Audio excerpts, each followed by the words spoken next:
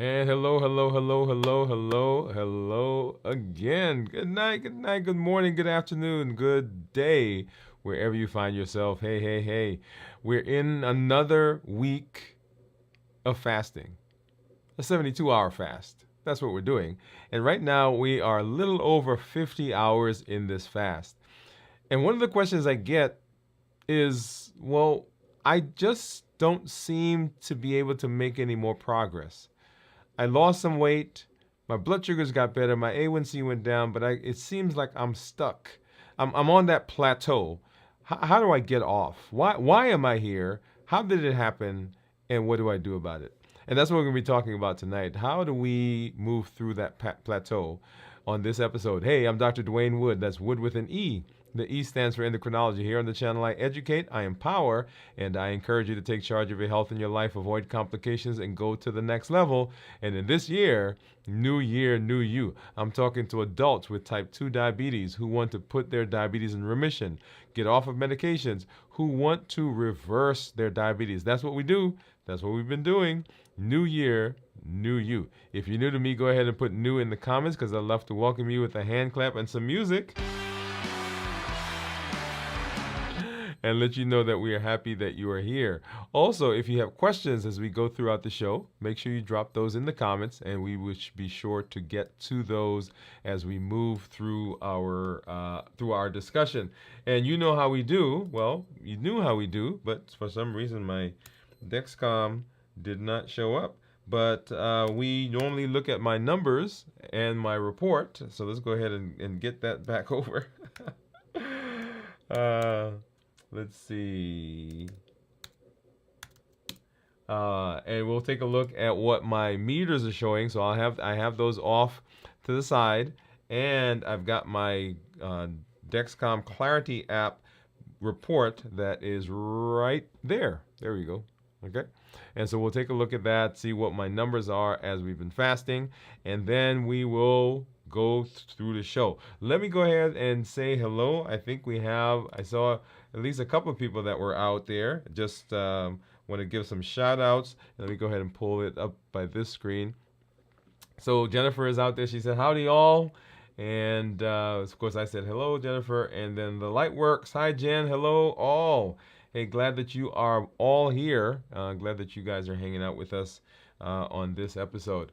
And, you know, as we move into the show, one of the things that I always try to do is to do a check-in.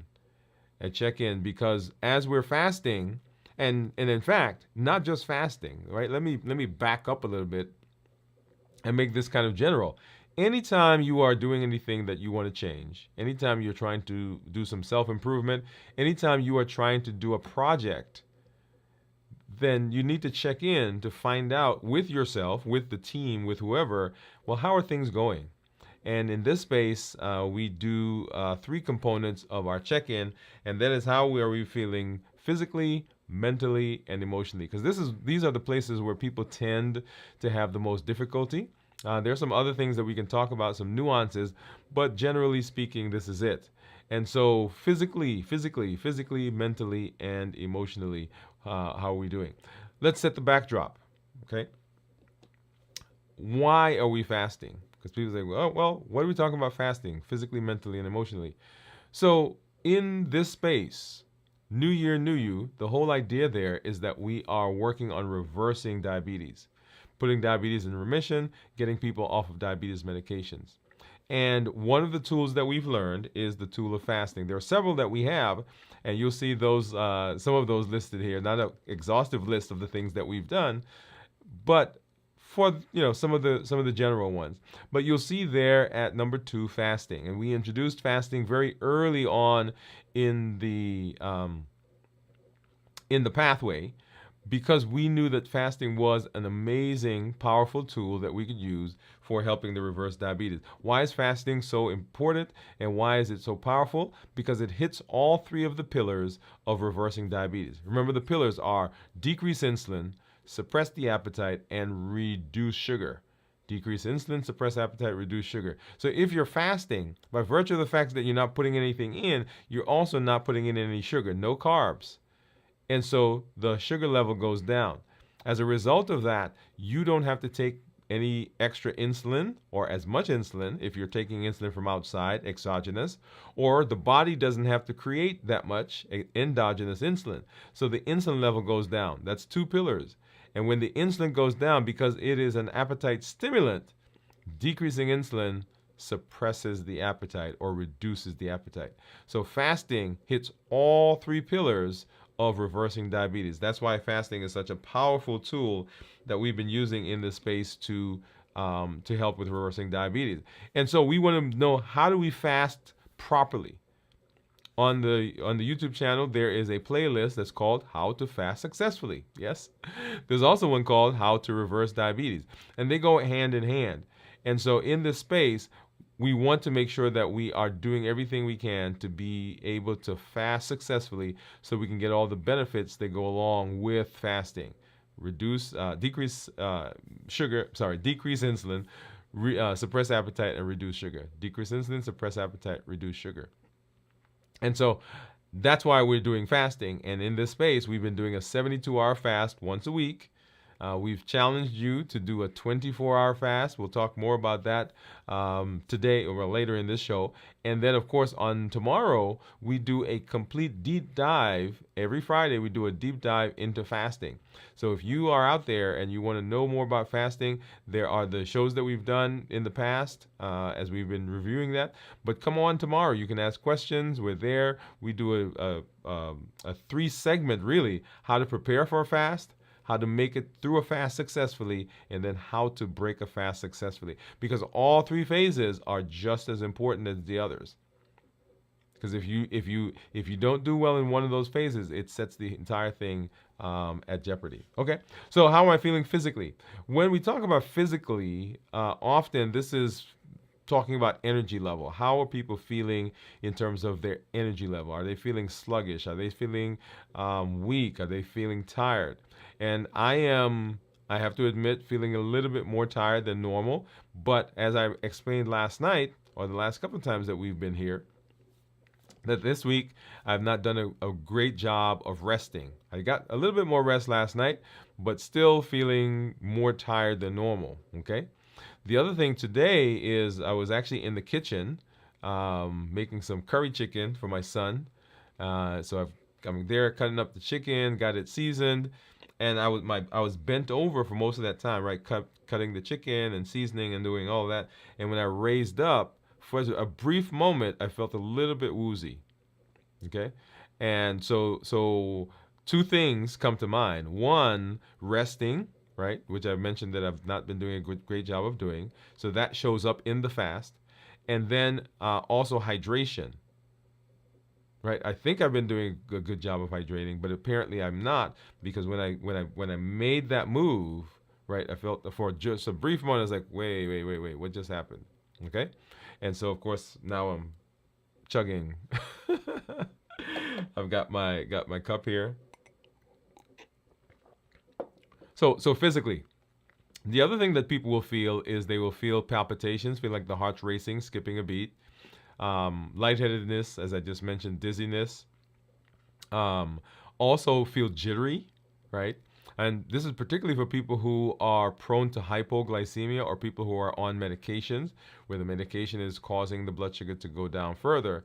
Then they can feel those symptoms, right? So physically, that's how I'm feeling right now. How am I feeling mentally? Well, I think I'm usually the mental goes right along with the physical.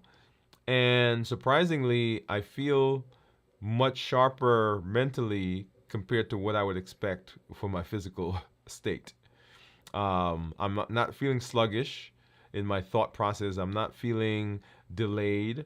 I'm able to speak properly, went through the day, and feel pretty sharp. So I'm coming to the end of the day, so I'm going to be going to sleep here pretty soon. But for the most part, this has been a pretty good day mentally. And then, of course, emotionally, some ups and downs this week. I mentioned that I was excited because some things happened earlier this week that we were expecting, that we were looking for, that we were preparing for. And so, there's all this energy that's there. I think part of me getting through the lack of sleep and part of me getting through the kind of fatigue that I'm feeling there is because I'm pumped, right? So I've got all this energy that comes from the excitement about these things that are going on, and we're working on a new series that we've been doing, and that's going well, and so I'm yeah just doing well in terms of my emotions.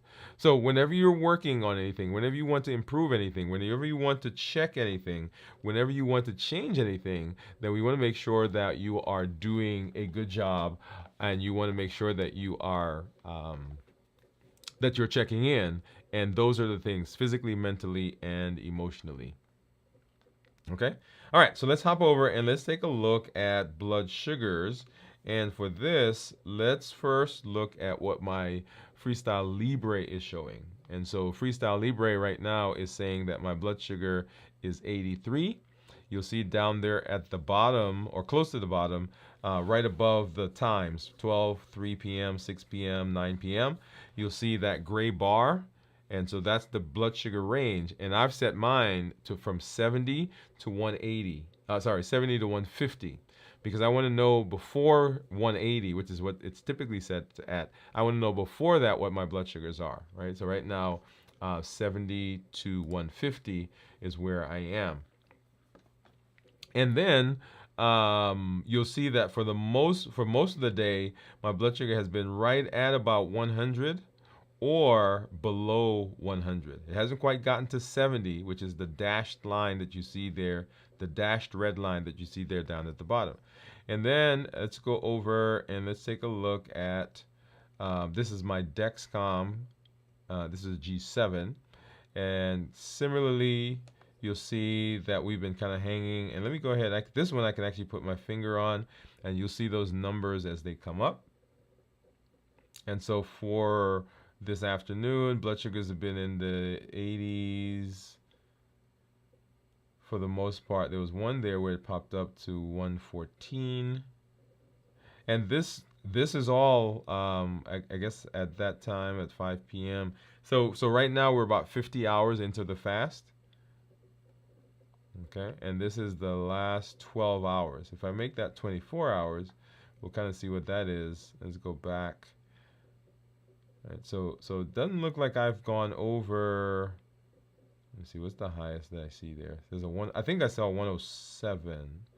107 there early in the right there, 107. And then right here, I think that was a higher one. No, it's 103. And then over here, another spike to 118. And I'm scrolling through. I think this one over here, the 118, was probably the highest that I've gone in the last 24 hours. And of course, you should be asking some interesting questions, right? And so one of the questions that people ask is, hey, if you're fasting, why isn't your blood sugar lower? Right? So I'm fasting, so why isn't the blood sugar lower? And lots of different conversations that we can have around that. But one of the reasons is that my body still has the ability to make sugar. So even though I'm not eating, I'm not ingesting anything, the fat in my body, which is being turned to ketones, as part of that breaking of the fat, there is this thing called glycerol that the body has, and that glycerol can be converted to fat. And so that's why I'm not zero, or that's why it's not lower. All right, and so now let's hop over and let's take a look at what my meters are going to be saying. So we have the Dexcom, we have the Libre, and here I have my Dexcom, my Contour, and my Keto Mojo, and we'll take a look at those. Let's go ahead and grab a strip. Actually, let's change our scene. Let's take a look at this one. So grab one of the strips for my Contour. We'll get that one in here. And these are the strips, the glucose strip, and then of course the ketone strip. So we'll start with this one, but I'm going to open both of them, because remember the last couple of times I've had to prick my finger several times, and I don't want to do that. So we're going to do that, get that set up, and then go ahead and open this so it's just ready, so that when we get that drop of blood, we can just pop it in. Okay? All right. And then let's go to our handy dandy little tray. And let's grab a couple of these lancets. I'll grab these. And these are similar ones. You know, they're different brands, but they work basically the same. You take the lancet and you basically screw the top off. And once you do that, it reveals the lancet, which I don't know if you could see it. Let me do this. Okay, maybe that's a little better. See the little needle? Okay. And then I'm going to I don't use the lancing device, which this goes into. I'm just going to go ahead and poke my finger. And this one is a lot finer than the other, and so it hurts more, by the way. Let me make sure. Let's see if I got a good drop. So the bigger, the thicker they are, the less they tend to hurt, which a lot of people find weird because you would expect the bigger ones to hurt more, right?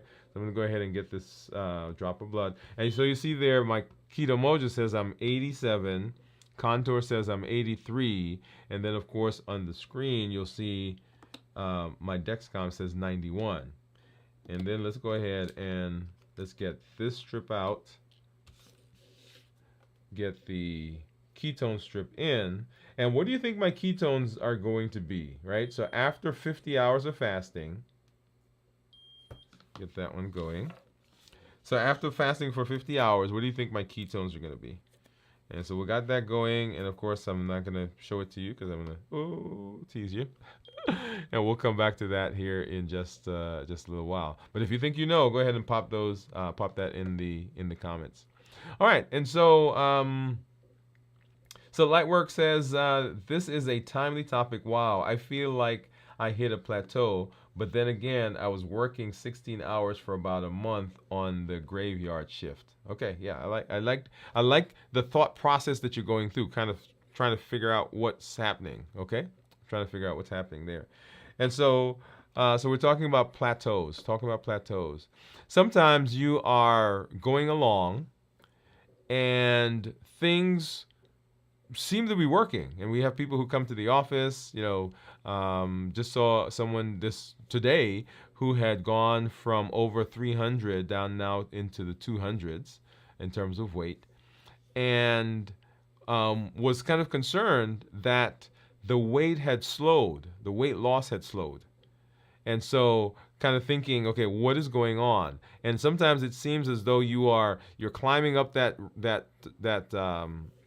mountain, you're climbing the hill, right? You're scaling and you're doing well, and then all of a sudden you can't seem to go anymore, right? Almost like you hit a ceiling or you hit that space where things are just staying. Well, there are several things that we'll talk about, but before we even get to those, the question that we want to ask, and this goes back to when we talked about figuring out our why. What are you doing? Why are you doing the fasting? In our space, we are fasting because we are trying to reverse diabetes. That's our goal. We're taking our diabetes and we're putting it in remission. We're removing ourselves, or not removing ourselves, we're decreasing the amount of insulin we're on. We are changing our metabolic trajectory, right? So that's what we're doing here in this space. If you're fasting, the question you're asking is, what is my goal? So if it's a weight goal and you've hit a plateau, that's the concepts we're going to talk about are the same, but there may be a slightly different thing that you've got to do. If you are working on managing blood sugars, or you're working on decreasing your A1C, or you're working on blood pressure, or high cholesterol, or fatty liver, or polycystic ovarian syndrome, the general concepts are the same, but the question is, what are you doing? Because we got to track what you're doing so that we can know, okay, what do we need to tweak to get there, right? So that's the first thing. Before we even talk about what may cause it, that's the first thing. So that's one. Number two, what is a plateau, right? What does that mean? And so when we talk about plateaus, what we typically mean is that we've been moving through a particular space, our weight's been going down, or our blood sugars have been getting better, or our high blood pressure has been getting better, or any of those things are getting better, and then all of a sudden, or gradually, we seem to not be able to get past that anymore. If you guys remember, and this was now maybe 3-4 months ago. So we had been doing the 72-hour fast, right? We've been going through that. We've done it for several weeks, well, several months actually. And then one week I did a 96-hour fast. And people say, well, why did you do 96-hour? Well, I was changing some things. We'll talk about that here in just a minute. But I noticed that there was something not quite keeping up with the pace that I expected, and so I changed that up. Okay. So all right. So back to our conversation. Well, what causes? So that's what the plateau is. That's how we begin getting into the plateau. What is the why, right? And understanding what a plateau is, because the plateau is different depending on what you are shooting for, right? I have a weight plateau. You may have a blood sugar plateau. Someone else may have a plateau with something else. So what is the what is it that we're looking for? And then, so how do we overcome? So what causes a fasting plateau? And once again, this is specific to your thing, right? Here we're talking about fasting as it relates to blood sugar. So one is metabolic adaptation. Metabolic adaptation. So what does that mean? That means that as we fast, the body kind of almost gets used to what we're doing. So your body has become efficient now. So before, when you went into a fasting state, the body saw those ketones and it sucked them up, right? And it ran with them. The body now can become very efficient at now burning that. And so you start fasting and it quickly switches over to fat burning, right? Quickly switches over fat burning. And it does it so efficiently that it doesn't have to burn as much fat to get the energy that it needs. Does that make sense? So that we're continuing to go into ketosis. We're continuing to burn fat, but because the body has become so adapted at burning ketones, that it doesn't need to take as much fat to get the ketones it needs to run the body anymore. So metabolic adaptation. The next thing is stress hormones. And I think Lightworks was talking about the graveyard shift and all of those. Remember, hormones play a significant role in what goes on in our bodies during fasting. So that if there is a lot of stress, if we are, for instance, working the graveyard shift, or one of the things that I've mentioned as I talk about fasting, preparing for the fast, is making sure that you're not coming out of or going into a stressful environment. You know why that is? Because those stress hormones will keep blood sugar higher than it needs to be during a fast. And so during that process, the body is because the blood sugars are higher, the insulin also has to be higher, right? So if insulin is higher, the glucagon is lower. And so the insulin, elevated insulin, if you remember from one of our shows in the past, elevated insulin dysregulates satiety, dysregulates hunger, dysregulates fat burning. So elevated insulin throws that all off. So there are times when everything else is going perfectly, but because we're under stress, and remember there are two components to stress, it is the body preparing for energy, that's epinephrine, and then the body going and finding energy, that's cortisol, and so it keeps it higher, keeps blood sugar higher than we would expect them to be, and so as a result of that, it looks like we're at a plateau because the insulin that's there is causing dysregulation of a lot of the different hormones. So when our body is adapted, the other, because of stresses, our hormones are dysregulated because of elevated insulin. All right. Another reason for plateaus is overeating during our eating window.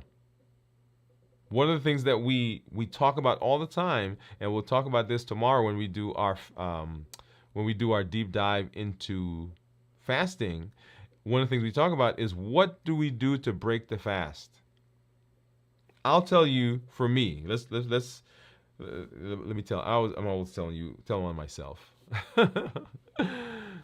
So if I'm not careful, during the eating window, I will overeat. As a matter of fact, I had a conversation with my wife was it last week or week before? I think I may have mentioned it to you here. Because I'm going through the fast and everything seems to be going well, right? So we're fasting 72 hours once a week and blah blah blah, and all that's happening, and blood sugars are better, A1C is improving, weight's going down, and we're hitting those markers.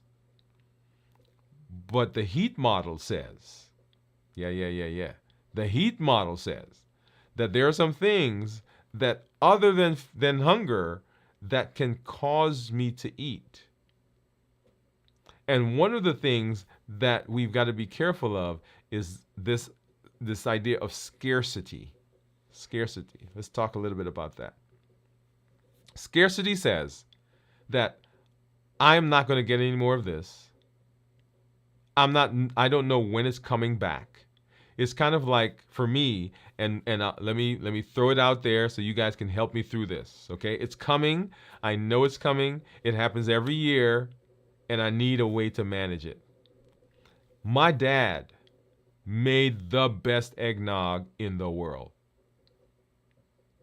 Yes, he did. And I'm not talking about spiked eggnog. I'm talking about just non-alcoholic. Now, if you put alcohol, that's a whole nother conversation, right? I'm talking about eggnog. And so he made eggnog like you would not believe, out of this world. And so my dad has passed on, right? I still love eggnog. Not as much as Ben and Jerry's ice cream, maybe. I don't know. Maybe it's a tie. But I still love eggnog. And so Christmas is coming around. And what do you think they do as we get into that season, right? Eggnog starts showing up. Now, when I say eggnog, I like eggnog. I grew up in Brooklyn. I grew up watching Miracle on 34th Street. I grew up watching the Gimbals and the Macy's. I grew up going down to Woolworths when I was a kid, right? So all the Christmas things that people talk about that you see on TV, that was my experience growing up as a kid. And surrounding all of that was the smells of the people talk about chestnuts roasting on open fire, right? All those smells, and the cotton candy and the caramel candy and the was it caramel popcorn, and mixed into all of that is eggnog, right? See how I described it, and I didn't even have to think about it. That's how vividly those memories are there. And so coming up to Christmas, that season, eggnog shows up. And in my mind, I don't know when eggnog's coming back. As a matter of fact, it's not coming back till next year. And so there are times I go to the grocery store this is ridiculous, right? So I'll go to the grocery store on the 26th. And all the eggnog's gone. And so I'll say to the guy, what happened to the eggnog? He said, well, it's Christmas is over. I was like, are you kidding me? You got rid of the eggnog? I think eggnog should be there the whole time. But I don't know when it's coming back. And so in my mind, I got to get it all. And I remember one year, y'all, I showed up at home and my wife was like, what's going on? Like, I think I had gone and I bought every brand of eggnog, like 2, 3, 4. The refrigerator was full of eggnog. So the scarcity mentality says, I don't know when I'm going to have this again. So as you're coming out of the fast, you're anticipating, if you're not careful, you're anticipating going back into a fast coming up soon. And because I'm doing a 72 hours fast, right, my fasting window, or my eating window, is short. And my fasting window, this chair is just driving me crazy. My fasting window is 72 hours. And so if I'm not careful, if I allow that mentation to continue, I find myself overeating during the eating window. Or there's that thing that you were thinking about while you were fasting, about how it's going to taste when you finally get it. And so fasting is over now, and you get into your eating window and you go full force. So overeating during our eating window can cause us to have a can cause us to have a plateau. And I'm looking out. I see Jennifer says, "I love eggnog. We make it fresh with our." Oh, Jennifer! Every time you put something in the chat, it just like, we gotta make a trip. All right, and then the next thing is nutrient deficiencies. Nutrient deficiencies, and this goes back to the eating window. You hear me say, as we talk about fasting, that preparing for the fast involves eating nutrient-dense foods. And so what you're doing in that case is you're making sure that you're supplying the body with everything that it needs so that when you start fasting, you don't experience any deficiencies that then short circuit the process. So the body uses carbohydrates for energy. When it switches over, it uses ketones for energy. But there are other systems in the body that require other minerals and vitamins that are in our body. And so if we don't do a good job during our eating window of supplying those, now when we get into the fasting window, the body has to conserve energy. So the metabolism slows down. And because the metabolism slows down, we hit that plateau. Okay? We hit that plateau. Now, a couple of things, and let me just hop in here and then let me throw this in. This whole idea of metabolism slowing down is a big concept, and we probably need to come back and do a whole show on it. But the whole idea behind metabolism slowing down is that if I give the body less energy in terms of eating, the body is not going to keep running at the same pace. And so it slows the metabolism to compensate for the fact that we're putting less food in. Make sense so far? In the process of fasting, though, we're just not really backing off of food, right? We're not decreasing the amount of food. We're stopping food altogether. And so when we're doing the reducing calories, right, we say you should decrease calories by 500 per day to lose weight. When we're talking about decreasing calories, you're still eating, and so the body is still getting some calories, and it knows that it's getting calories, but you've decreased the amount of calories that you are putting in. And so the body adapts to it by decreasing the metabolism to compensate for that difference. That's when we're decreasing calories. In fasting, I'm not putting anything in.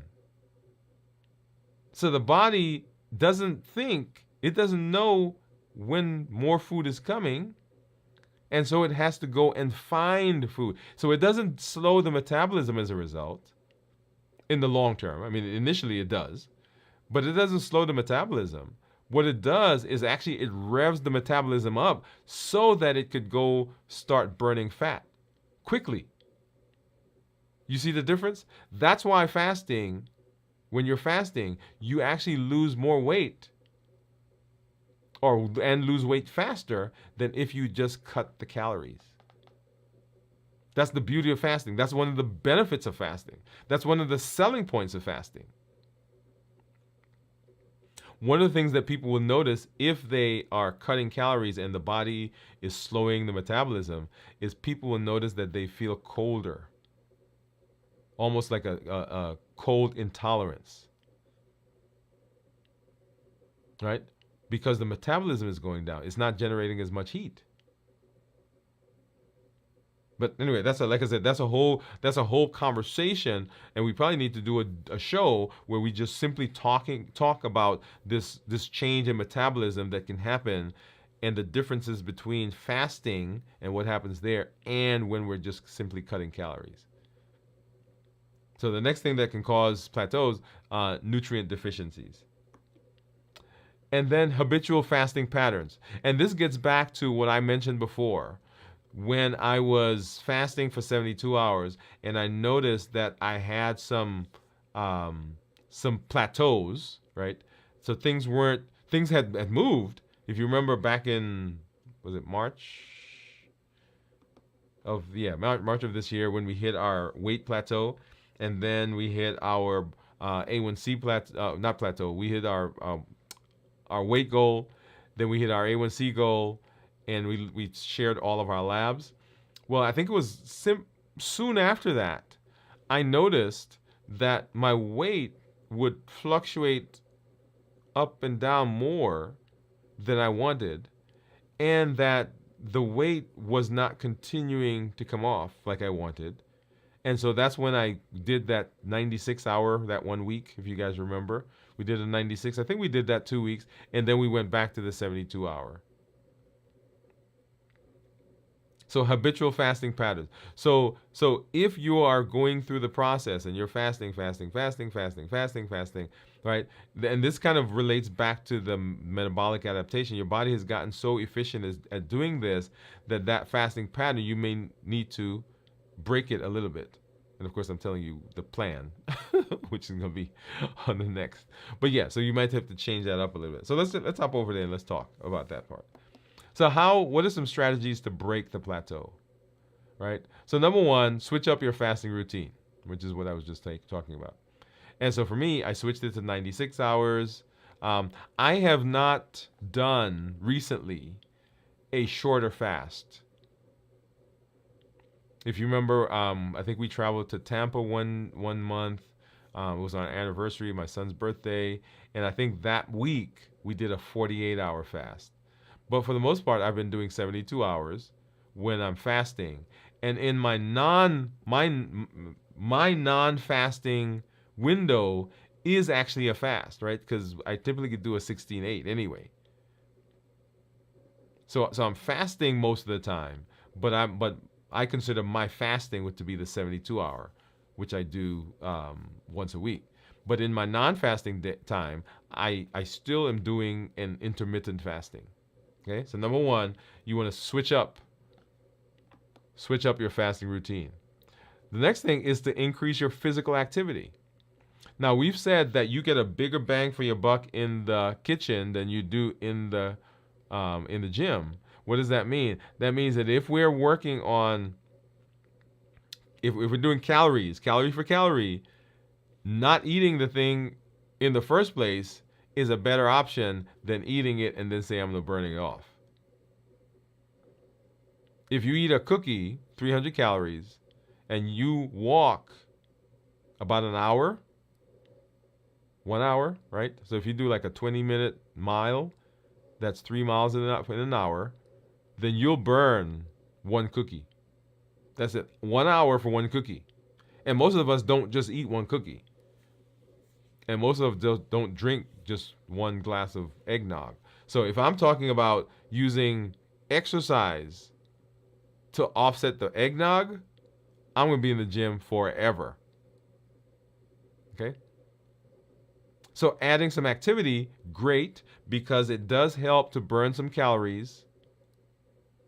But I don't want you relying on physical activity alone to do the things that we need, right? So we got to balance both of them. And we're coming back to that in just a minute. All right. The next one is optimize your nutrient intake. Right? So this is actually where it is. So nutrient intake. Make sure that you are eating nutrient-dense meals, not necessarily calorie dense. And nutrient dense means it has all the vitamins and minerals and fiber, and it's low glycemic index, all those things, right? The good meal that we talked about. And actually, why don't I go ahead and pop that up on the screen? This was the meal that we talked about doing, right? This is the prototypic meal that we want. So whole foods, minimize processing, no added sugar, starchy and non-starchy vegetables. We wanted those mixed. Healthy fats, lean protein. We want it to be tasty, and we want the appropriate portion sizes.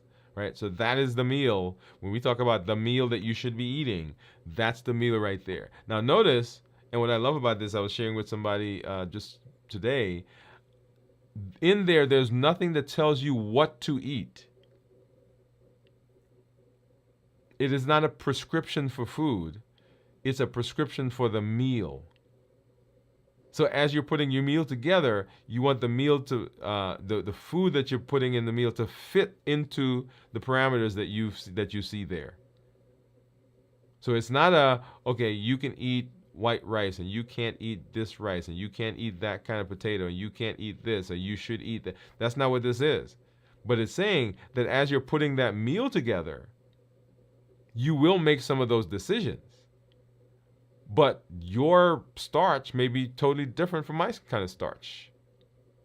Your protein is different from my protein. It gives leeway for you to be able to put the things you like into it, but keeping in mind that this is the structure of the type of food or the type of meal that we want you to be having.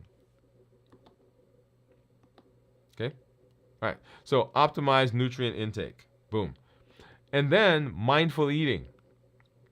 Mindful eating.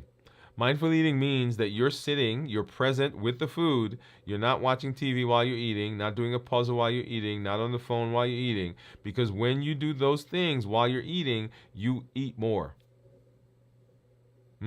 Yep. You eat more than you should because it's just mindlessly going in. So be mindful. And then stress management, right? This is a big one. Well, they're all big ones, but this is huge because we spent some time talking about this just a little while ago. If you're in a stressful environment, if you're coming out of, going into stressful environment, in a stressful environment, your body's producing hormones, and those hormones can dysregulate the hormones that we're using to help in this process. Cortisol, for example, epinephrine, insulin.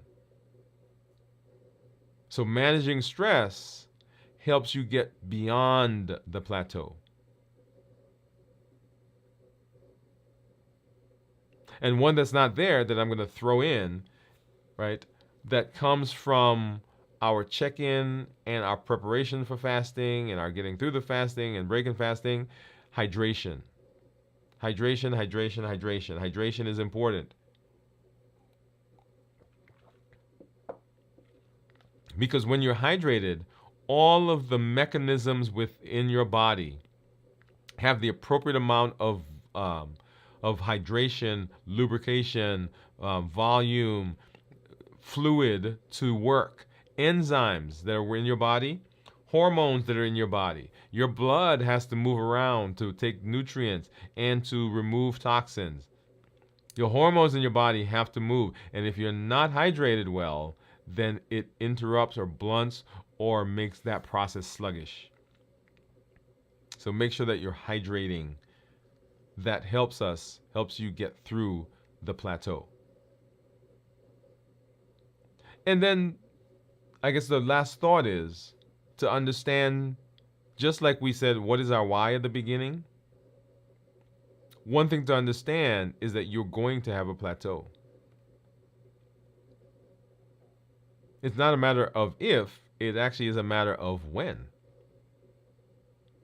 And so what we want to do is we want to put in place mechanisms that we can turn to that put us back in the saddle, if you will. So say, okay, I'm going to have a plateau. When I have a plateau, what am I going to do? And what you need to do is just like we talked about, right? Go through the process. Okay, what is it? Where is it? Which of these things could possibly be going on? And then let's use our list. Let's use our list to kind of process and break through the plateau. If we do that, then we will be successful. All right, all right, all right. Love it, love it, love it. This is a great conversation, great topic because it affects us all. And don't I don't want you to think that you are by yourself out there and you're the only one that runs into these issues. No, we all do. I do, as I mentioned before, as mentioned that I do when I extended my fast. Right? That's why the community is so important because it helps us to know that we're not by ourselves.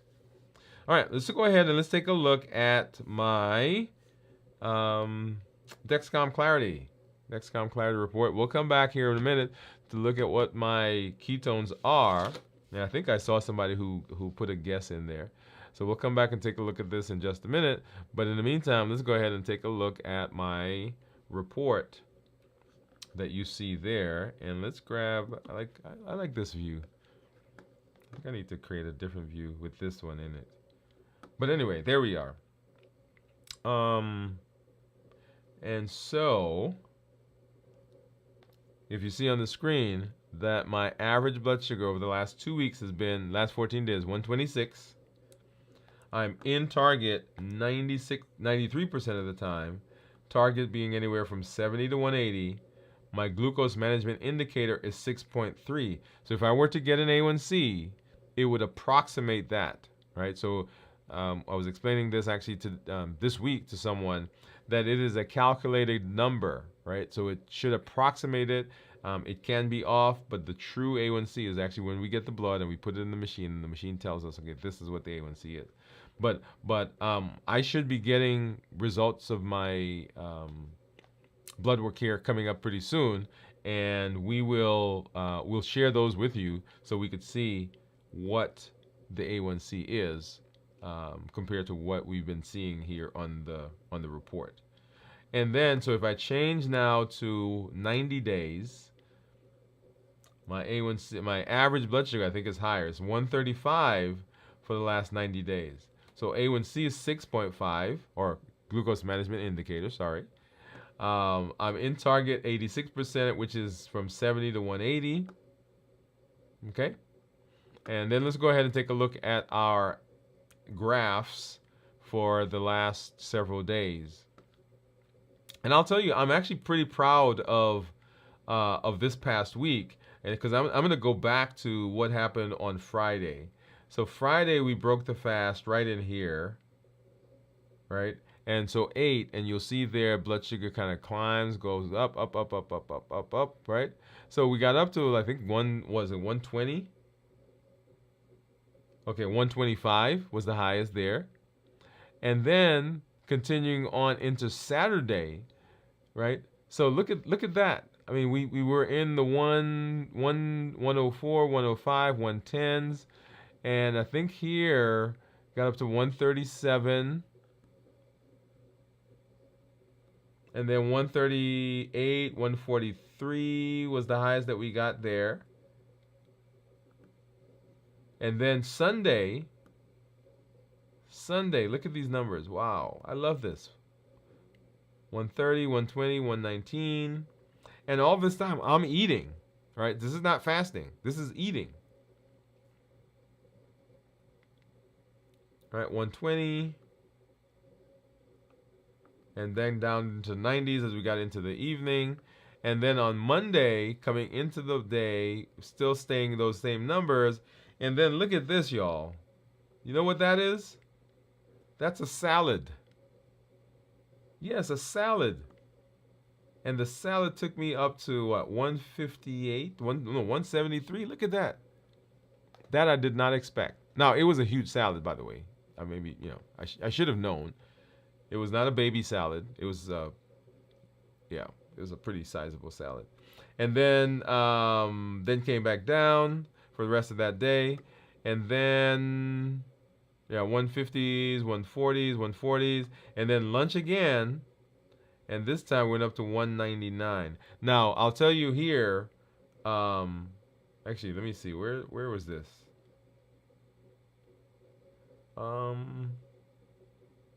I think this one, hold on, let me back up. Yeah, so yeah, okay, now I know what I'm saying. So right here, compared to that, so this was actually a piece of cake.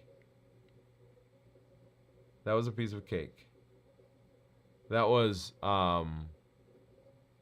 coconut cake, right? And that took me there, and then came back down.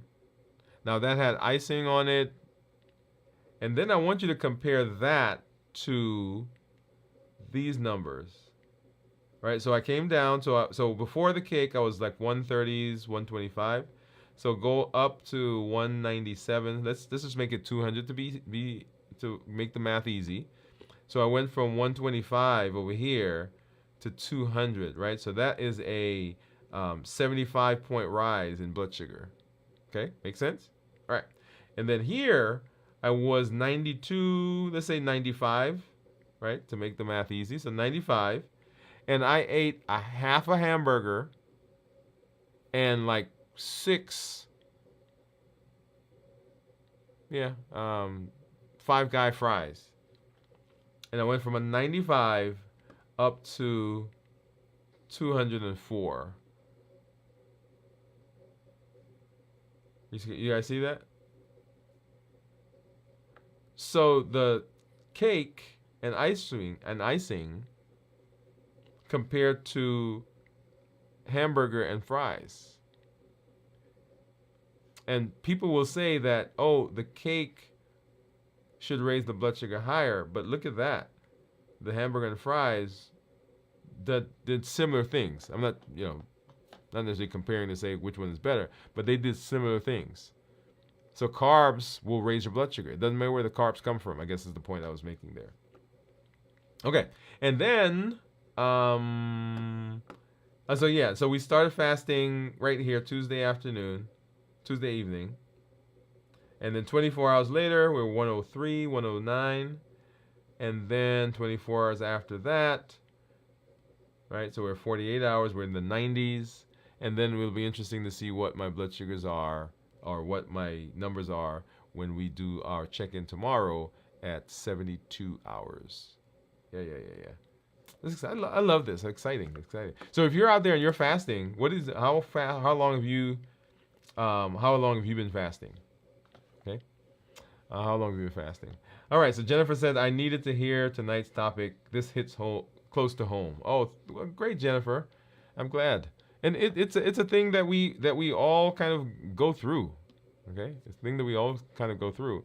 And one of the things, Jennifer, it is that sometimes we think we're alone, right? That nobody else is experiencing it, but that's not true.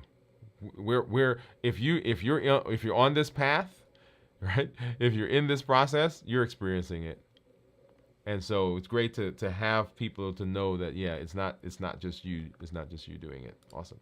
All right, so let's take a look at my ketones, right? What do you think my ketones are? What do you think of ketones? I think I saw somebody says, Jennifer says 2.1. Jennifer, you're guessing. Yay! I love that. Okay. So let's go ahead and let me pull over. Let me pull up my Keto Mojo app. And so here's my meter. So go ahead and turn that on. And we'll see the Keto Mojo will sync here in just a minute. We'll get it to sync for us.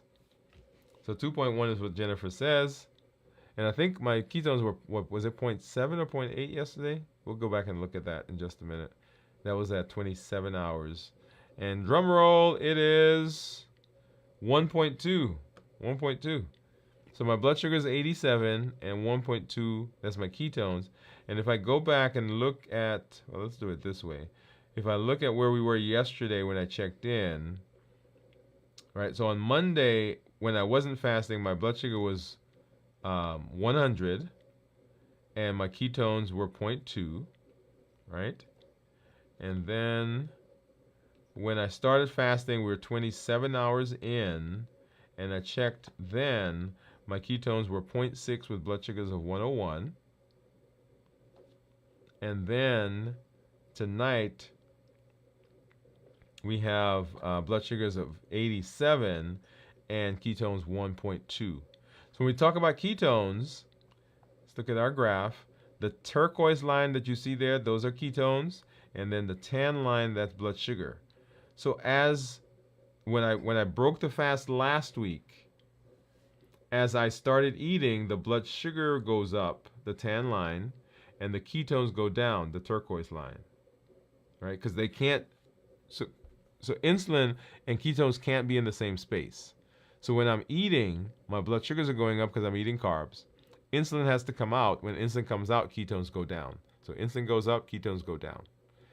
And as I started fasting, right, you'll notice there that my blood sugars are coming down and then the ketones are going up.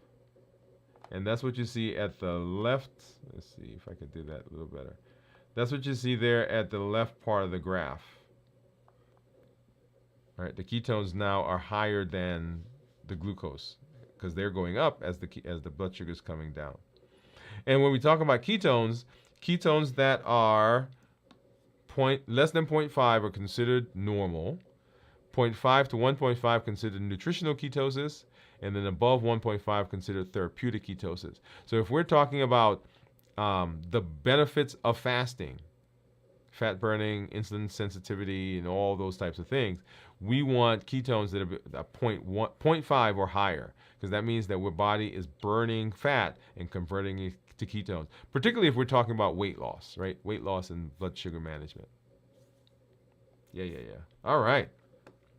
So that's beautiful. And I love when I see ketones because that means that I am burning fat. Yes. Burning fat. So if you're out there, you like ketones. Remember, we're talking to adults with type 2 diabetes. Those are the folks that we're talking about as we're moving through this space. There's a whole conversation to be had for people who have type 1 diabetes, right? Because there are some specific things that we need to do with you.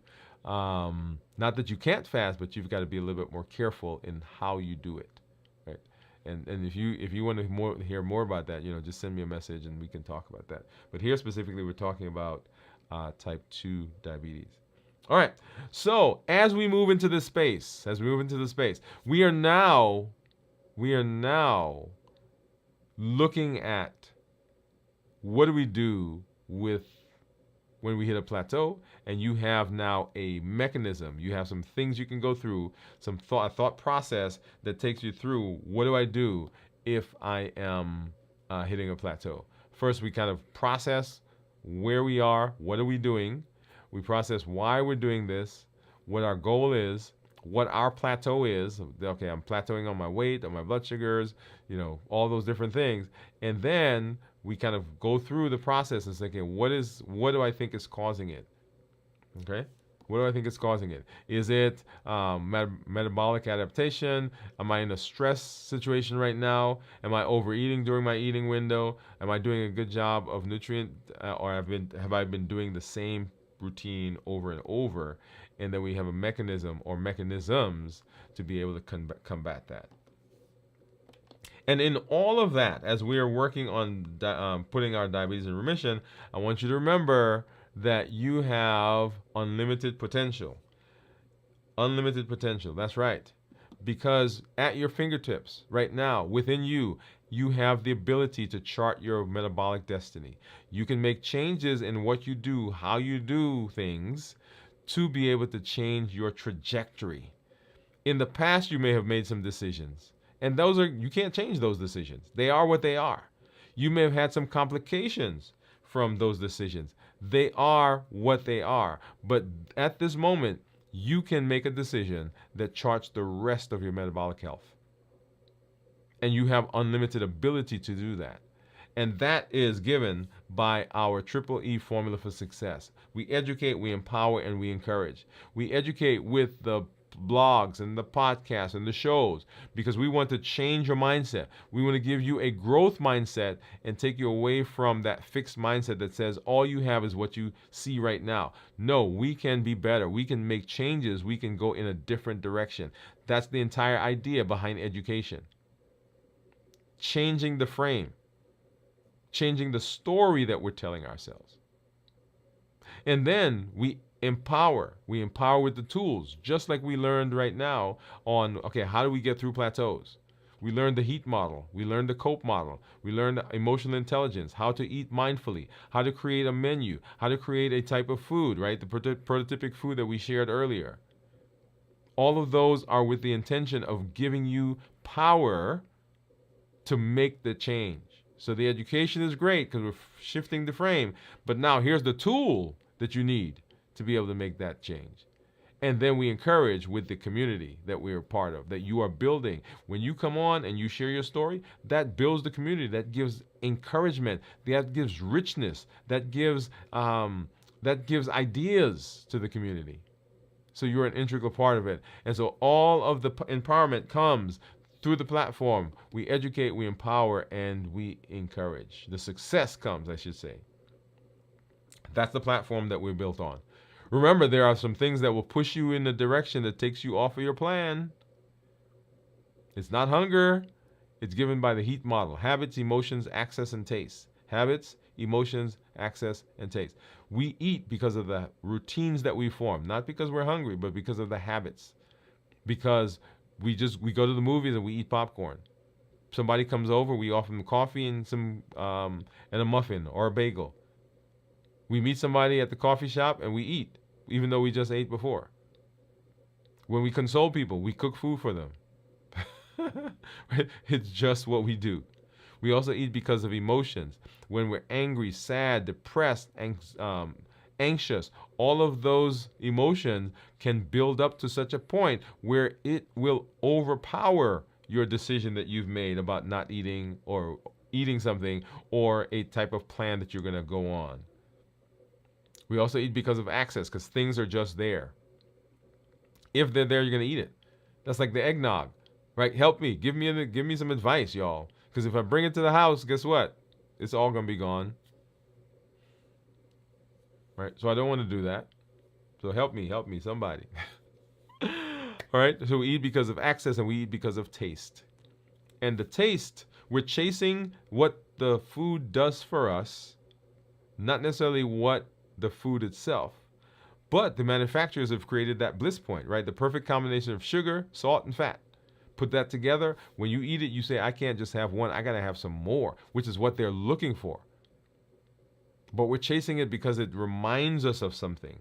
It puts us in a space. It puts us in a certain thought process. That time when we went to that place and we ate that thing and we felt that way. The connection that I have with my dad when I eat pizza, hot dogs, and Chinese food in New York. We're chasing not the food, but we're chasing the thing it does, the connection, the memory, the calm. That's given by the HEAT model.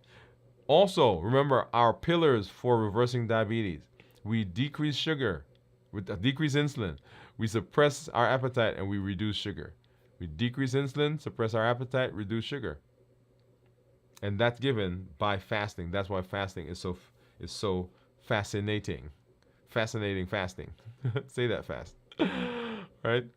And then our call to action, y'all. When you come on, when you show up, when you find us, if you're finding us now for the first time, if you've been with us, don't let the shows, don't let the challenges just go by the wayside. Don't just let them go on the shelf. Everything that we do, all the challenges that we do, they are with the intention of putting into practice the things that we're learning. That's what we're doing. And we'll be revealing the challenge for this month coming up here on our show, Dwain Woode, MD.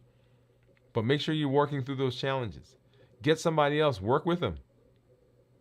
Also, when you show up, tell your story. Let us know where you are, what successes you've had. Because when we see you succeeding, then we know we can do it as well. And if you're having challenges, if you're having some struggles, we can come alongside, come around you, support you, let you know that you're not alone, and we know we're not alone. And then invite somebody to the space. Let them know there's a place where they can go and they can improve their metabolism. They can reverse their diabetes. Don't just send them. Bring them. Share a link. Say, hey, let's go watch this together. We've got the playlists that are out there on the channel, right? Mastering Diabetes. How to reverse your diabetes. How to fast successfully. All of those are there, and you can have access to them. Come on over. There are over 1 billion people on the planet right now that have diabetes or pre-diabetes. You can be the voice of change.